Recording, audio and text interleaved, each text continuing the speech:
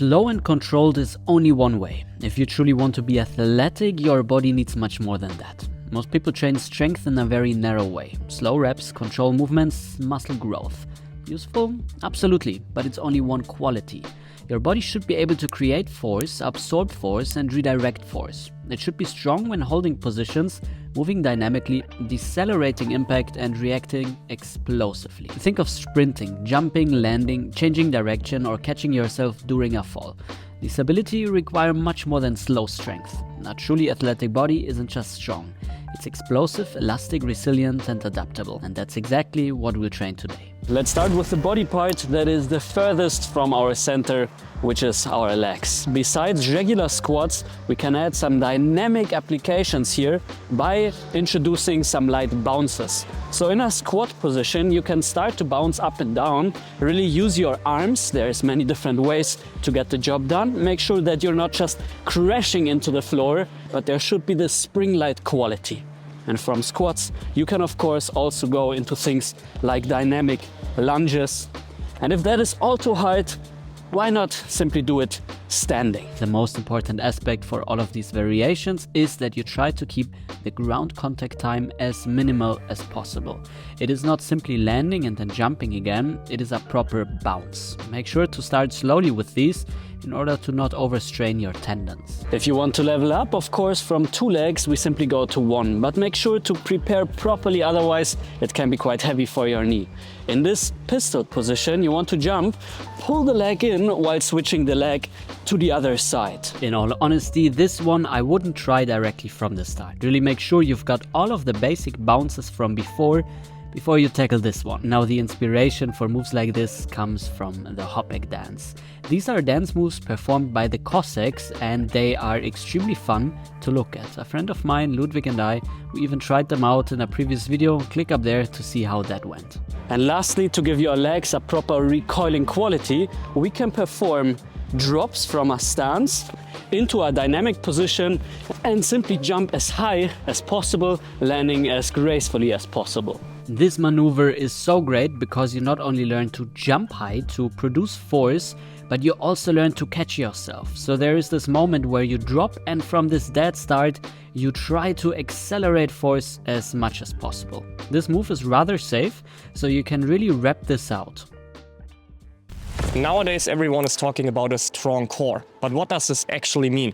So to me a strong core is a capable core, connecting the legs and the torso, meaning it should be very capable of doing things that you're usually not used to. Let's start off with the first pattern.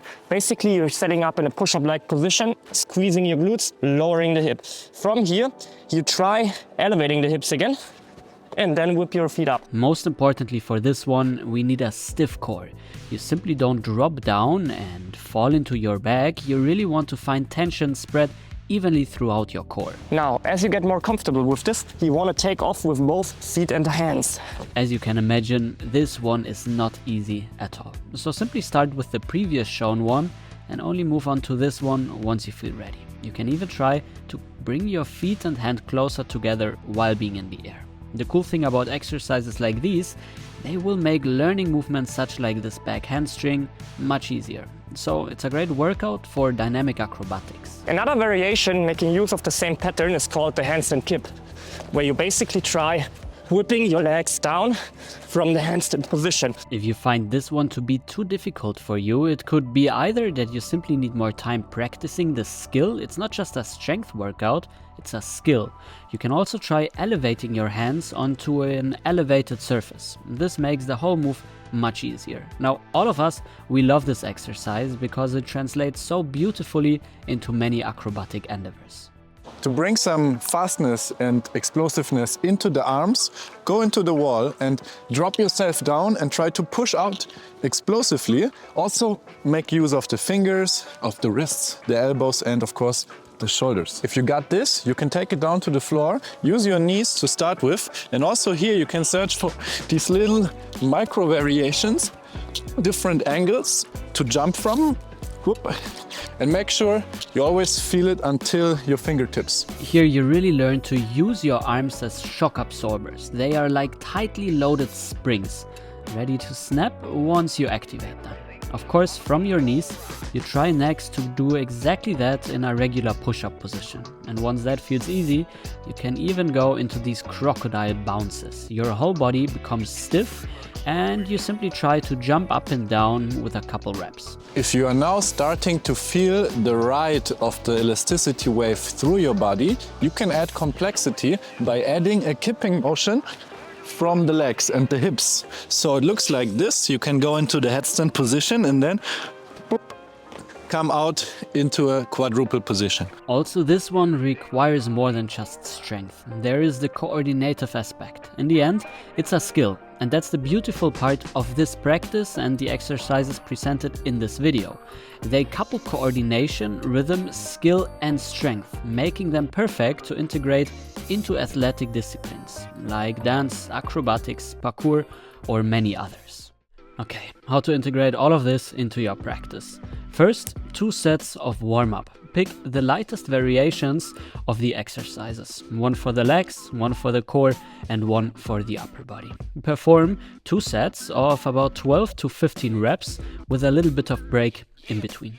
After that, you pick a variation that is hard for you and you do 3 sets of main work. In this case, I had these lunge jumps and I was going for about 10 repetitions. Here, the regular bounces, again 10 repetitions, and then finally for the upper body, I was doing the handstand kips. This could be a nice practice session that you can repeat about 2 times per week. And take it easy because the muscle DOMS, aka soreness, will be quite heavy. If you're looking for a space where you can learn all of that and much more, consider coming to our end of August 5-day event in Munich.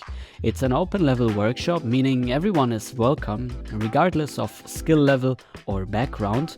And yes, this week we still have early birds running. So simply click the link in the bio or top and comment and hopefully see you there.